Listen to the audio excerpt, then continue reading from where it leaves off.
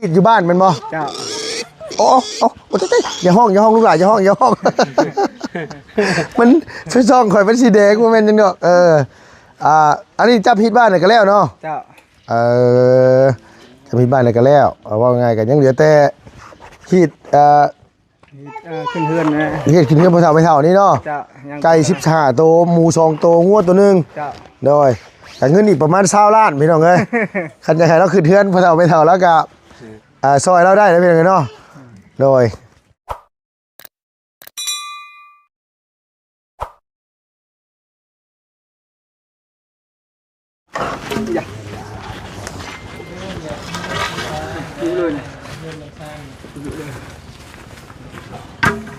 แล้วได้มื้อนี้เนาะคือบ่ปล่อยไว้เฮ็ดช่องแอร์ช่องลมแน่ให้ลมพัดมาเดือน4เดือน5นี่มันจะจ้อยได้สิบอกให้หันโอ้กวีมานี่แน่นางวันนี้แม่นแล้วเนาะให้อันว่าลมพัดแน่ให้มันเย็นเลยcái nhà xã từng ngồi thì là cái lạ kệ từng bèn từng มีให้กินอยู่เพื่อนน่ะขัวปลาใช่ยังไงchọn thì là kệ như đầmใส่ผักเน่าใส่ผักคะชุบไปกินได้ข่าวยังไม่ได้กินไปให้ไปแต่งมากินพี่ไปกินนี่กินในตลาดเพื่อนอ๋อตลาดเพื่อนเอานี่โดยเอาตัวตุ้ยๆด้วยนะใครได้เอาเลยเข้าใจละลายโดยพ่อมาชำนี้ได้ชำนี้คือได้ป่ะชำนี้ได้เนาะได้แล้วจ้าพอดีว่าผู้ใหญ่จะดีเพิ่นฝากเงินมาให้ไปซื้อไห่แล่นลงไปแต่เช้าพี่น้องเลยโดยโอ้ยคนจับกล้องกับผมมีจับกล้องไงนะก็มีมาสิจ้างนี่มาได้ไหมจับกล้องเป็นบ่เนี่ยเดี๋ยวสบายดีป้าลุงเนี่ยอ๋อคืองามแถวแนววันนี้บ่โอ้งามก็ว่างามทีสิว่าขี้ไรเนี่ยได้จับดีเด้อเอาเนี่ยช่วยยาอัปเลยอันนี้เนี่ยมาให้ไปอย่างนะไป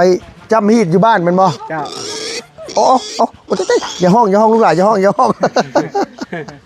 มันช่องข่อยเป็นสีแดงมันเป็นจังดอก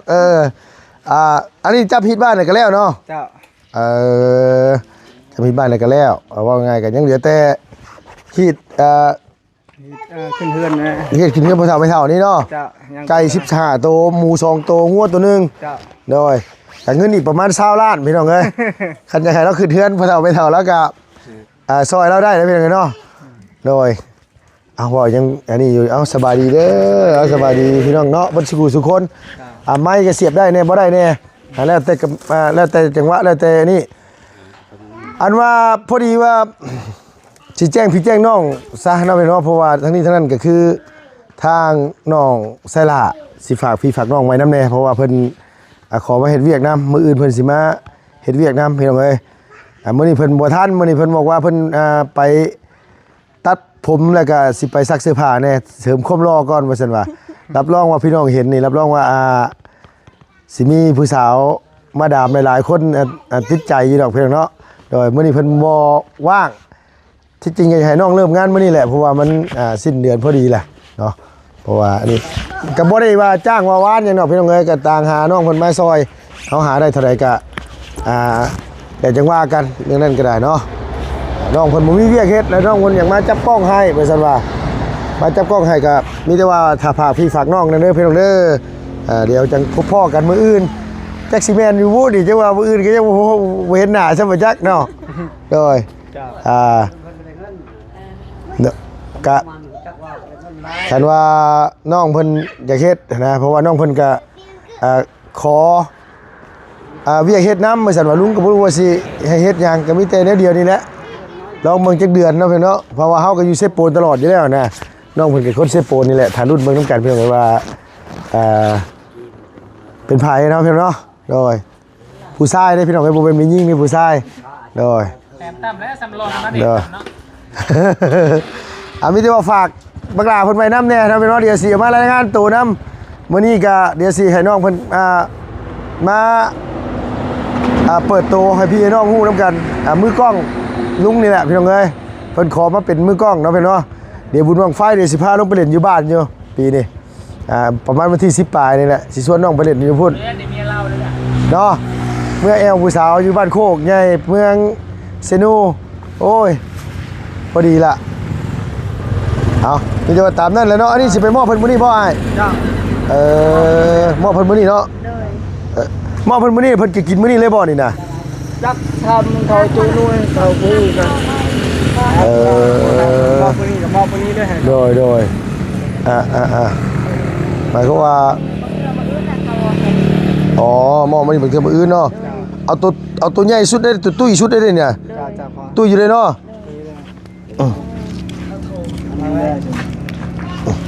600,000มาซั่นว่าบ่รุดจักบาทเลยเนาะแพงเนาะแพงนะทุกอย่างแพงหมดซุมื้อนี้นะ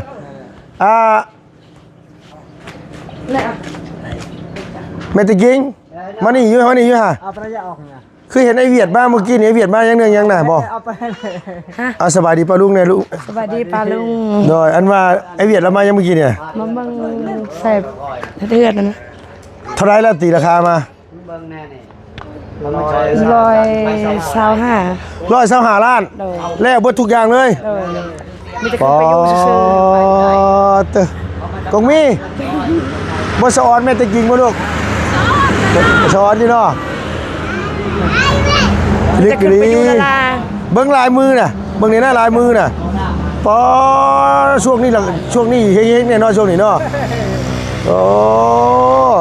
เฮงอีหลีช่วงนี้น่ะเนาะ คงมีมื้อไหนลุง ฮะ คงมีมื้อไหน ก็มีมื้อใดสิไปฮู้บ่เนาะเฮาบ่ฮู้นำได้เอาแท้บ่ฮู้ได้ ลุงทึกบ่เลขวันนี่ ฮะ ลุงทึกเลข ซื้อเลขเสือออกเลขสิงห์เมื่อคืนเนี่ยซื้อ85อันซื้อ86ออก85 เฮาก็ซื้อเลขเสื้อ ผิดแต้มเดียว เออ เอาทาน ย่างมืออื่นเลขออกเลขไทยออกมืออื่นเนาะโดยมีแต่ว่าเฮือนน้องใจดีนี่ได้ยินมาผู้ใหญ่เพิ่นให้กำลังกันว่า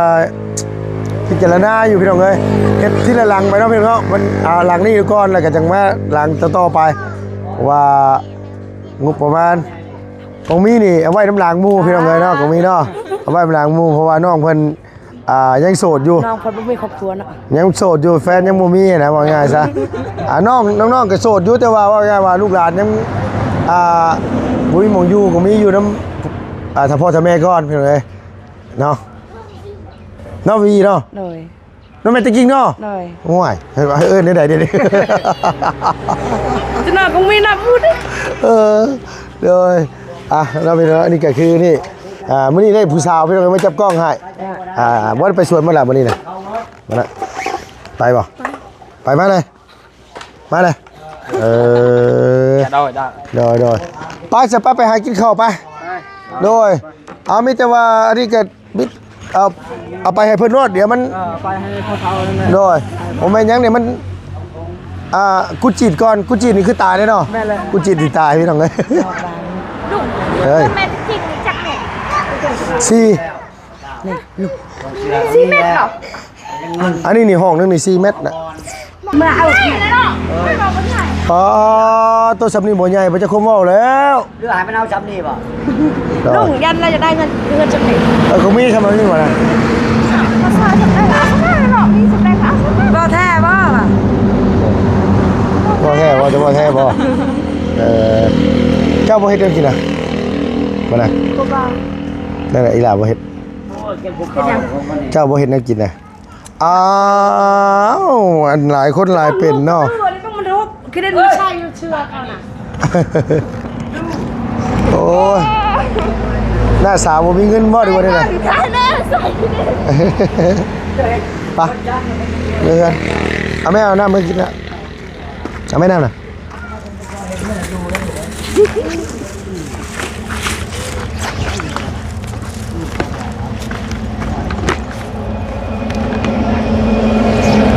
พอดีว่าซื้อหมูมามอบให้ทั้งพ่อน้องจะกินอันเม่นพ่อน้องจะดีพี่น้องเลย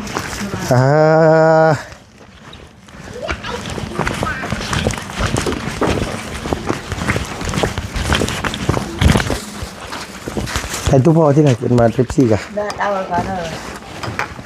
เยอะ Đấy, để ao ấy cái này. Vâng ạ. สบายดีตู้พ่อเด้อใส่ลูกอันมาบักหลายังบ่มาบ่ ยังแต่ว่านี่พอจะเว้านำลูกหั่นล่ะ ว่า เพราะว่าเพิ่นนั้นทางสุกี้เพิ่นอยากขอนำผู้ใหญ่ใจดีเพิ่นว่าและ สุกี้อยากไปมาจับกล้องน้ำลูก โดย เออโดยเอามีแต่ว่ามืออื่นคันว่านั่นก็มีแต่มืออื่นพุ่นแหล้วมื้อนี้น้องเฮาโทรไปหาเลยแล้วว่าเราไปตัดผมก่อนว่าซั่นว่า Rồi. โดยน้องเพิ่นบ่มีเวียกเฮ็ดพี่น้องเอ้ยนอนอยู่โรงงานเฝ้าโรงงานก็เดือนหนึงจ้างล้านห้า2เดือน3เดือนจ่ายเทื่อแล้วว่ะมันบ่ได้จ่ายทุกเดือนบ่เฉพาะ บ่ มันไหลใช่ว่าช่องเดือนเป็นเดือนหนึงมันจะจ่าย โอ้ยบ่ไหวเด้อ ไว้แล้วแบบนั้นเอามาอยู่แล้วแบบนั้นเลยให้ไปเฮ็ดให้เราเอา โดย ขอบใจหลาย โดยอันว่าเพิ่นว่าเพิ่นบ่มีเวียกเฮ็ดอันว่าอ้ายเอ้ยบ่ซั่นว่าเฮามีเวียกให้เฮาเฮ็ดบ่เพิ่นว่าพี่น้องเอ้ยเพิ่น เพิ่นก็เลยว่าคันว่าบ่มีไผจับกล้องให้เดี๋ยวให้น้องจับกล้องให้บ่ลุงก็เลยว่าคันซั่นก็มีแต่ว่าจับก็จับแล้วว่าเพราะว่ายันน้องเพิ่นบ่มีเวียกเฮ็ดแล้วเฮาก็ต่างซอยกันนั่นแหละว่าง่ายๆซะเนาะ ขอบใจได้อยู่เว้ยบ่อันทางอันสุกี้ทำเองว่าดูมัน โดยแล้วถามลูกเองแล้วว่าเขาบ่มีเวียกเฮ็ดอันว่าอ้ายมีเวียกให้เฮาเฮ็ดบ่เพิ่นว่ากับลูกให้แหละลูกก็เลยว่ากะบ่ได้ว่ามีหรอกแต่ว่าคันว่าเจ้าจะเฮ็ดเวียกกับมันบ่ได้มีหยังเฮ็ดกะใครก็เจ้าอยู่ซื่อมาจับกล้องให้อันว่าทางอ้ายก็ได้ว่า โดยแม่ ก็เฮ็ดเวียกก็บ่ได้นักหยังดอกว่าแค่ว่าเจ้าจับกล้องก็ซื้อแต่ว่าอ้ายพาไปใช้ก็ตากแดดตากหน้าก็ต้องตากแล้วว่ะ โอ้ต้องบึกบืนแล้วบ่ เนาะแต่ว่ามันก็บ่ได้นักหนาดอกเวียกก็เฮ็ดเวียกคือซุเมานี่ก็บ่ได้นักดอก แต่เงินเงินเดือนก็ยังบ่ทันได้พาเว้าดอกว่าง่ายๆซะโดยก็สิมาเช่ ปาซิ เข้ามาขายยางอันเลยมาใช่อัน ทำไมนะ เต้าหู้ใช่อันนั้น พอกินนะ กินนะ Gọi là cái nó tan. มายังไหม กินน้ำกินม้วนละนี่นะอิ่มมาแล้วผมเป็นกินม้วน อันลูกโทรหาเพิ่นแล้วว่าหลายจะตื่นนอนน่ะบ่มื้อนี้ว่าเพิ่นว่าน้องอันไปตัดผมก่อนแล้วมื้อนี้กับสิซักเสื้อผ้าแล้วก็มื้ออื่นจังอันนี้ว่าซั่นว่าลูกก็เลยว่าบ่เป็นหยัง ชุกี้ก็กล้าถามอยู่เนาะ แต่ว่าลุงโทรถามเราอ่ะ บ่ บ่เราถามลุงเองแต่ว่าบ่มีเรื่องเฮ็ดอยู่ซื่อแล้วว่า แม่น Nè. โอ้ อันใช่เฟซตัวมันเลยอะค่ะ Nhà gặp quầy nực vô. บ่ได้แล้วไป มันไปหมู่ยาย เป้าพ่องเป้าพ่อง มาเดินเข้าเด้อ กินข้าวอยู่เว้ย hai cái hồng มากินน้ำกันนี่ cấp ăn đút có đằng đằng ông này bầu ก็มาชิบยานนั่นทางลูกนั่นคนบ่นักบาป หือ แล้วลูกก็มาแล้วคนมักคนโอ้มักคนนั่นก็มาชิบยาน มันจบชิว เราเดี๋ยวลูกหลานยังบ่ย่านเฮาเนาะ คนนักบาปเขาว่าคือคนอื่นนี่มันนักบาปเขายังงามอยู่ เอ้าอย่ามาแม่มาเด้อพี่น้องเด้อกินข้าวเด้อแม่กินได้ข้าวอ่ะ แล้วเป็นแล้วเอาไปกินข้าว ลงกินยังกินมั้ย อันอิ่มแล้ว ฮะจะอิ่มยังจะกินได้ กินข้าวมาสั่ง ร้านไม่ให้อ่ะ นอนไปเมื่อย บอกเดี๋ยวเจ้าอันบอกไอ้ธรรมะนี่เด้อไอ้อันว่าสิมีของขวัญให้เรา โดย พอนังเลี้ยงได้ điên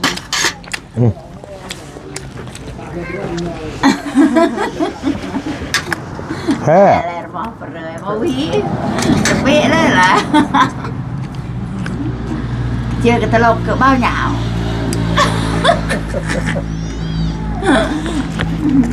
nó có mà ủy ơi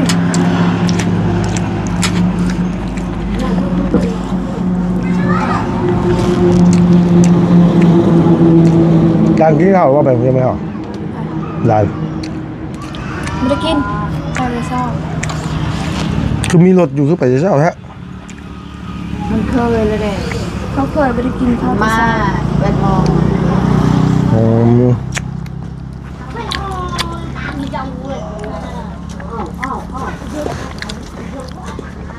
สิว่าหยอกอยู่บอกว่าหยอกสิกีอยู่ว่าบุญวงไพ่สิพามือหาบูชาอยู่บ้านวะ ทึกแล้วอยู่พ่อกับวางๆนั่นแหละให้ลูกไปพาไปเลย บุญวงไพ่วันที่9ที่10นี่บ้านลูกอ่ะลูกจะพาน้องลงไปเด่นอยู่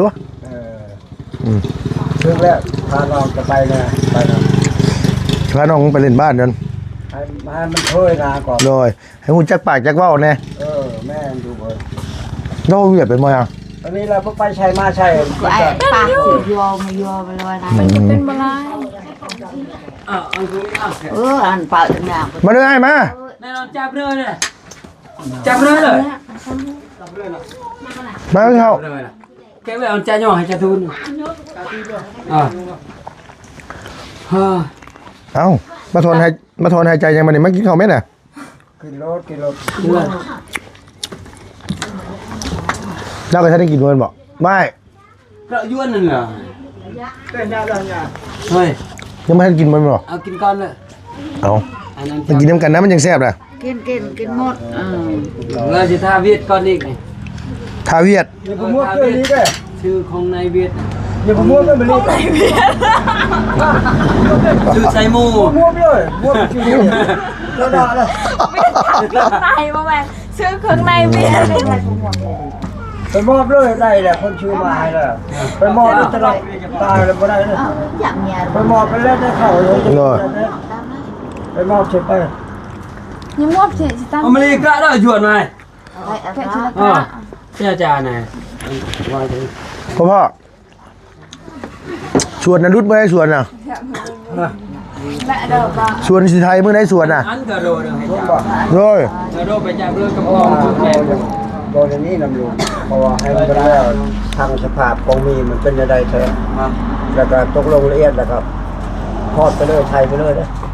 บอกว่ายันบ่ท่านสิชักให้บนลกลงมันจะปลูกกล้วยแน่ผลจะปลูกกล้วยแน่ผลว่าชักกล้วยแน่ขอว่าเอาก็ธรรมดามันต้องไทยก่อนเฮาว่า อ่า ให้ยากขึ้นมันยากขึ้นเราปลูกกล้วยแล้วเราชีด เป็นไทยแล้วคันเป็นราคาจับดึงเนี่ย ยากก็มีแหละพอชื่อ กับ มา ไม่ แล้ว ได้เขาบอกอย่าง ยาชีด คือเรียกความเรียนจ้ะเบิ้งพระ ก่อนเพียรกระจ้างแล้ว ถ้าเบิ้งพระช่องล้านเบิ้ง เพิ่นเรือจากอันไทยนั่นกระจ้างเพิ่นให้เพิ่นขุดให้ แล้วก่อนมูลานปิกรุงมูลาน คุณยังคุณคุมนั่นนะคุณคุมกล้วยนะ ก็ ด้วยลายอะไรลากไม่ใช่ของก่อนนี่ สองเยอะ คนเลยใครนึกเบิ้งจะได้ท้อง เตา เรือไปเนี่ยนะทั้งขุดทั้งอ่ะแล้วมันปลูกมันก็คุ้มละนอนละ5,000 10,000 นอน10,000 นอน10,000ถ้าปลูกทั้งนั้นเลย ได้รุ่งได้กี่ อ้าวก็พี่จ่อเลยเดี๋ยวก่อนพี่10,000ปลายชี น่ะหนุกปีเดาหมูปรุงบ้านงินก่อนหนุกเลยก่อนบ้านงิน ก็แล้วแต่สิเจ้าว่านั่น เป็นไงพ่อ ว่าเขาขุดคุมมันคุมหนึ่ง2,000บัดขุดนอมันไปเอานอคนนอก็2,000คนว่าคงมี แต่ ว่า พอยังให้10,000มันไม่ได้เขาเคย เขา ขุด ไปจะให้ไหวนะก่อน เอ้า ไหวก็ได้มั้ย กล้า ได้มั้ย แต่ของมันขึ้นเนี่ยเขาก็ต้องเอาอยู่แล้ว10,000อ่ะ เอาก็3,000คุมคนบอดอก เพราะคันมันเรือว่าพื้นว่า ทั้งนอ มัเรือ ทั้ง นะ คุมแล้วว่าให้ สมมุติมัน 10,000 เรือเกิดไทยมันไทยไฮมันก็ด่างเขาเลย อืม คันมันบ่เรือก็จะเป็นขุดเองนั่นแหละก็จะได้ก็ให้ได้เลยนอมันก็ไกลนั่นโลดเอากล้วยเอาเองอยาก อืมเอากล้วยน้ำนี่แหละว่ะพ่อ โดยแม่ล่ะ ปลูกกล้วยน้ำนะมันจังนี่ปลูกข้าวพ่อมานะ ให้ก็มีกล้วยก็ได้นี่มันต้นก็ได้นี่พอแล้วกุมและเกลือกินบักเผ็ดกิน เพื่อนก็ได้ ก็ได้คุณครูก็ได้ ง่ายเด้อเนาะง่ายแล้ว ก็อะไรปลาเหรอ อืม พิ่นว่ามันหาง่ายบ่เนาะเพิ่นว่ามันหาง่ายบ่เงินเนาะ บัดพ้นกิจการปฏิบัติจริงๆอันนี้มันไปมันไปมา อ่า อย่างอื่นใช้คนผู้ใหญ่ใจดีคือกัน ไม่ได้ทางอะไรในเอาเถื่อตาไปเอาไปตาเลยเนี่ย บอกเพื่อนใช่เพื่อนนะเพื่อนพัง ที่อาบนั่น บ่นางอันว่า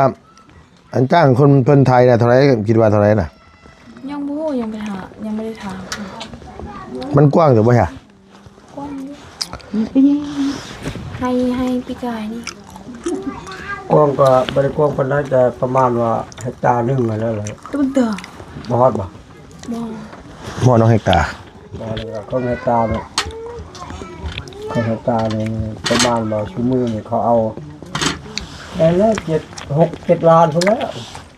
ตัวอื่นมันคือว่ามีประชักไปเนี่ย10ล้าน 15ล่ะ มาเลย 15นึง13 13ล้านก็13ล้านหมอน มันละอ้า มันก็กว้างเอาสิกว้างยัง อันมันบนเฮกตาร์ มาให้ไหนก็ใช้อุตาเฮ้ยกันได้ เพราะว่าเฮาดินเฮาเนี่ยมันลุกก่อนอยู่บ่อนมันเป็นคอยมันเป็นห้องเขาก็ลงบ่ได้รถ น้อย คนมันดิ้นเพียงเลยโอ้บ่เอา tại chỗ mà chỗ nào này thế người ai ở tại chỗ มันดิน ดินมันคอยลงที่พ่อ เอาไว้แม่นละ chứ ở còn mình này tôi bắt tại บัดว่ารถมันจะลงคุ้งห้อง cái แล้ว này ก็ bên ลง này mới ăn nữa đây ทอดมาบ่เลย นี่น่ะ แม่ก็ไปเสียยามัน อยู่ก่อนนี่พัก ไป อี จะ ก เศร้า nha hai mình มืออีก lụ con เพราะว่ายัง Đẹp. เท่าได้เวียนจะได้เงินก่อน 125ล้าน 125 ล้าน lại là cái trang thực sự cái này yêu mỏng cái này yêu mỏng cái này ก็พอเฮ็ดอยู่125ล้านเครื่องเขาเบิดเลยน่ะ โดยแม่นคนมัน เพราะว่าของมันแพงหมดซุมื้อเนี่ย โดยได้ดูนั่นแหละ Hoàng nay giúp lắm chỉ là tôi sẽ ngầu rồi cái nào cái cái mấy cái nào cái cái khác ยังแล้วมา vào hoàng năm bao leo chứ mi sau ít hết ươn ươn khua của bơ ươn มาแล้วบ่ทาง mà là phải bệ tại ให้เขาโบกนาเนี่ยบัดมัน โดย phải cho qua nhà tôi khăng của bạn ao thì phải ao thì ai bỏ phải nhà ta bao nhiêu nó khu kia là หอมมันนี่ น้องนั่งอ่ะให้เอาแก้ไหม tay lại โลพาน lấy tôi tệ tao bao cái bên này chứ phải nhà tia cho mong tia cái đã คนเชียงก่อนคนก็จะได้งามจะได้ดี โดย มันก็ว่าตามไปใกล้ช่างจะเป็นสร้างเสียมันให้แล้วตีนแค่บื้อ วันnày tạ ơi đồng kỳ 20 วันtạ อันได้ดัง vào Việt Nam và hiện tình tình 3 มื้อ ช่างมือ Tham cà phê 20 ช่างมือแล้วไปเนาะ cái đây đây cái đầu cái đây คอมันสิช่างเวียดสบายบ่นี้ดูเลย là một vị đông เขาเอง เขาเองทุกอย่างเขาเองบ่ เขาบ่ต้องการกับเฮาเลย แม่น vị lại to là cầm นั่นก็มัน thế hả vậy เขาเอาคนเฮาเองมูอยากกินน้ำเฮาบ่ว่าเนาะ บอกว่าบ่ให้กินเลยแต่ว่ามันยากนะพ่อ มันยากเฮาบ่เพียงบ่พอรู้เว้ย มันยาก เพราะว่าเขานำจำปาว่ามาแล้ว50,000ชั่วโมงนี่มันบ่คุ้มคิดมันบ่คือแต่เก่า50,000เนี่ยมันเลือกกินแล้ว นี่คือเพื่อนพ่อได้8 คนนี่เจ้าชื่อ50,000นี่แล้วคันบ่ชื่อเป็นแชนขึ้นไป เวียดคล้ายแล้วก็เขารู้กับชาวหาล่ะ ผมมีกระตั้งเงินจะตั้งมาเลยนะ mà xịt khoan bênนั้นให้มัน ให้มัน มันกบกล้วย ทมตัวนี้นะลูกเอ้ยทมตัวห้องนี่ มาตะกัวกี้จ้ะ มาตั้งอันเนื้อนี่อยู่พุ่น ด้วยต้นมะม่วงเลยเนาะ โดยบัดบอนกุกมูนี่ก็จงไว้เป็นเดินนะ อืม บ้านผู้ใหญ่เพิ่นมาแล้วก็จอดรถกัน ตามเลยจะการ กับ พูด ดอกจ้าเอียนเฮ็ดเตียงนั่งบน พึ่งได้กะจังเป็นเรื่องก็มือเบา เป็นแต่ว่าวเขา ผู้ว่าง่าย เป็น ที่ แต่ เนาะ อยากได้ ผู้ปฏิบัติจริงๆเห็นที่มันยาก ไปถามหมูจังดีดิบ่มาไปถามกันจังดีว่าสิได้หรือบ่ได้บ่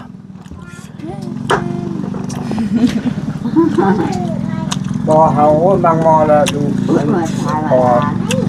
ก็ชวนเลย ชุกีนไปนำลูกโอ้ยบัดบุญนั้นให้ลูกพามันไปเลยเมื่อบานเลยไปเลยว่ะไปเรียนบ้านเฮาได้ ความตีแทงสายละแต่พอชวนไล่แล้วก็ต้องใช้เยอะกว่าใช้เยอะกว่าเดิมข้ามรถขายหนักไปเรื่อยๆ แซ่บเลยเนาะปกติเขาบ่ได้กินบ่ได้มักในผักเนา มีเศร้านี่บ่บุญสารวัตร ใครซื้อมาให้ ไปซื้อเอง ให้มาขาย คนบ้านก็ได้ อืม บาเซ่บานเซ่ ชามทงเข้ามาเท่านี้ ซื้อทุ่งเดียว พอที่คง ชามทงซื้อถุงเดียว hay là rồi bông lung này chịu bông lung đi chịuหายโยกินอะไรตุ้ยจังเลย เพื่อให้ละเลิกเดินราคาเท่ เป๊ะมันนั่งอะไรโทรแล้วก็ ตุ้ยเดี๋ยวเขาจังว่าตุ้ยเดี๋ยวเขาคนจังว่าเขามีเงิน cái cho bà coi con bà cho trời จ้อยเขาก็ว่าบ่มีเงินแหละ cái Út vậy à? rồi có biết anh à đây quay cho đi mà đạt lên anh này đây ha thôi sao มาอันนั้นพอรถ được anh rồi nãy cho cái gì tao ăn thả เจ้าเราจะไปรับกับตอเบิร์นเถอะ กูเอาทางกูแล้วนะกั เออ กูเอาตาติยอนะกูเปล่า เฮ็ด เพชรนี่พอจ้า ไอ้ ไอ้ là เจ้าเดียวไปเมื่อต้องจอดบาทก่อน ตัวนี้นะ ล้างมือ thơ đây บ่ ล้างมือ นั่งกันไปล่างกันพุ่นแหละ เราเลยโอ้มันกล้าโทษลูกเนาะชุบี có một còn chắc thằng này là quá còn cái dâu của nha ทีแล้วบรรลุเมื่อบ้านมันพามันมาเลย เราว่าเราบ่มีเวียกเฮ็ดเราว่าเราบ่มีเวียกเฮ็ดมีเวียกเฮ็ดบ่ มันไปกับมูมันละลูกเอ้ย บ่รู้เฮ็ดเวียกหยังเราว่าเผาโรงงานก็มันบ่ได้เงินเราว่า2เดือน3เดือนเพิ่นให้เทื่อนึงเราว่า แม่มันจะต้องเป็นเรื่องชาติมันก็ได้เอามันจะพอเดือนชีมันจะคงแล้วมันยังบ่หายอยู่31บ่ ไอ้อันเปล่าให้ก็น่าจะเรียบ เดือนยังจะเข้าให้ซะ เมื่อไหร่อันไป โอ้โห มึงอ่ะ ก็เพราะ ล้านห้าว่ะ ก็ไปไทยแหละแล้วเทไหนนะจ่ายตราไทยไหนเอ้า เอาก็พอวัน30นี่วันที่30เนี่ยมันเดือนสิมาบ่เฮ็ด แล้วก็30 31แล้วมื้อนี้ 30แล้วมัน ก็มาคอนเดนก่อนเยอะๆพี่รู้เยอะเลิกมาใกล้ ว่าเรื่องตาเทิบลีก็เชื่อเที่ยวเชื่อหมอกแล้วก็แล้วแหละหมอก รูปเอาไปไหนเจ๊ตา เยอะจังเลยแต่ว่ามื้อนี้หมู่พาเฮ็ดก็ มาอื้อ ข้าวหมู่ก็เฮาว่าข้าวเวียกเฮาข้าวเวียกว่านั้นใช่ โดย หมอกแล้วแล้วเนาะ โดย ไปเลย ไหนเลิกละครไหน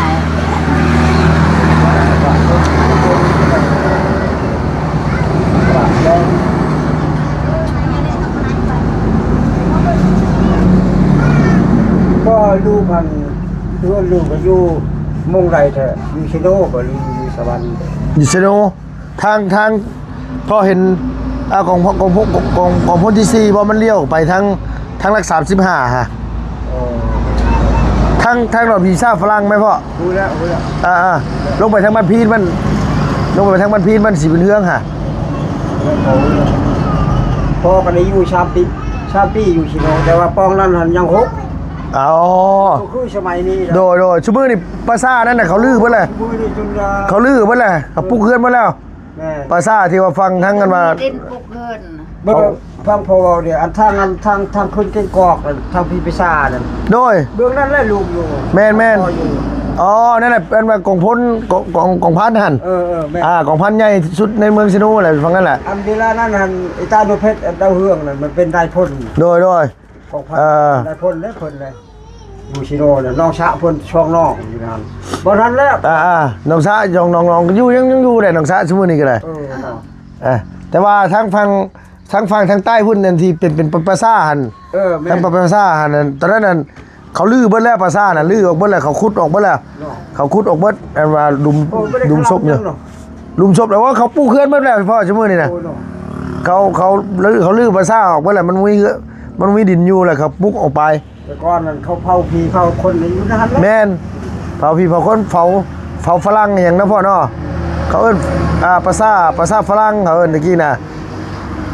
โอ้เป็นเฮือนเป็นชาติมันเนาะ แม่นซุมื้อนี้มีแต่เฮือนมีแต่โรงงานมันอันนี้มาแล้วซุมื้อนี้น่ะมันเจริญมาแล้วตลาดที่ว่านั่นน่ะซุมื้อนี้เขาลื้อออกบ่ได้พ่อเอ้ยผู้เขาไปเฮ็ดอยู่ลุ่มหมดเดี๋ยวนี้น่ะ คือกันกับอยู่สวรรค์นี่ตลาดเก่านี่เขาลืมมัน โดย เขาไปตังอยู่พุ่น แม่น คลองมันไกลกับแคมคลองเขา กินเนี่ยจ้ะ เขาลื้อออกไปเบิดแล้วบ้านลูกน่ะไปทางนั้นแหละฮอดพ่อเห็นบ้านสีบุญเทืองบ่รู้จักอยู่แล้วว่าบ้านสีบุญเทือง ฮู้แล้ว บ้านสีเมืองเลยบ้านพีนน่ะกับทางเลี้ยวเข้าไปบ้านลูก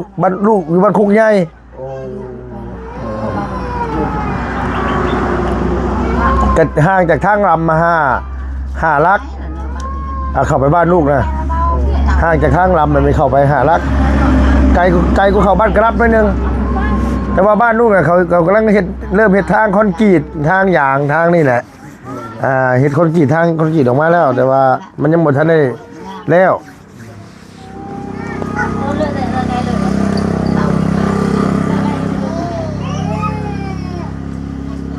ไม่ยังนะสองแม่ลูกนี่ว่ายังกันมาเนี่ยเขามาอยู่พี่เนี่ย4 ปีแล้วเขาว่าเป็นเขาฟังบ่รู้เรื่องบ่ยากเขาบ่ยากเขาเขาเข้าไปทั้งอย่างนั้นกุศลลานฮอเขาต้องให้เด็กน้อยไปแปลภาษาให้เขาอีกถ้าพูดเขาจะเว้าภาษาบ่เป็นได้ สบายขึ้นว่าสุกี้ได้ไปนำลูกมันแปลให้ว่า เนาะ เขาบอกยัง นี่แหละเขาพูดจักว่ามันเป็นคนละเทิงเบิ่งมันนะ คือคนลาวเนาะ คนเราแล้วทำเบาบ่ดีแล้วไม่พูด นี่ว่านี่ใช้แว่นเนี่ยคุยจิบุจูมันเข้ามาโอ้คุณลูกตัวเองบ้าแล้ว บ่รอดีเลยพี่น้องเอ้ยน้องรออีหลี เบาแล้วไปลูกมันเลยลู บ่ กพอ ตะกี้มันยังบ่ได้กินแบบกระทอกกระทมหรือว่ากินหยังเลยมันข้าวแล้วมันนี่ตอกกระโตมันเบ่งหมดอยากจอยๆนั่นเลือก ไปน้ำหมู่เรื่อยเด้ทั้งลูกก็บอกว่าคันว่าเฮ็ดเวียกน้ำลูกก็ต้องนอนเป็นเวลาต้องตื่นเป็นเวลาเวลาเลิกเวียกอะไรอยากไปเล่นก็ไปนะ แม่โทรศัพท์ ให้ลูกพร้อมเลยผมไม่ต้อง จ่อยเปิดโตเป็นดำ เรียนกูเอาหล่อเลยลูกเจ้าหล่อเลย ไม่ใช่ตัวย่องนะ เวียนกูเอาโอ้แต่น้อยก็เด็กหล่อ ลูกตะกี้ก็แบบนั้นได้ไหมลูกตะกี้ แค่เบิ่งโต ลูกตะกี้แบบสุขีนี่ แม่ ลูกตะกี้แบบสุขีอายุ17-18นี่โอ้ยรอแห้งเขาก็ได้ แม่ เชื่อป่ะ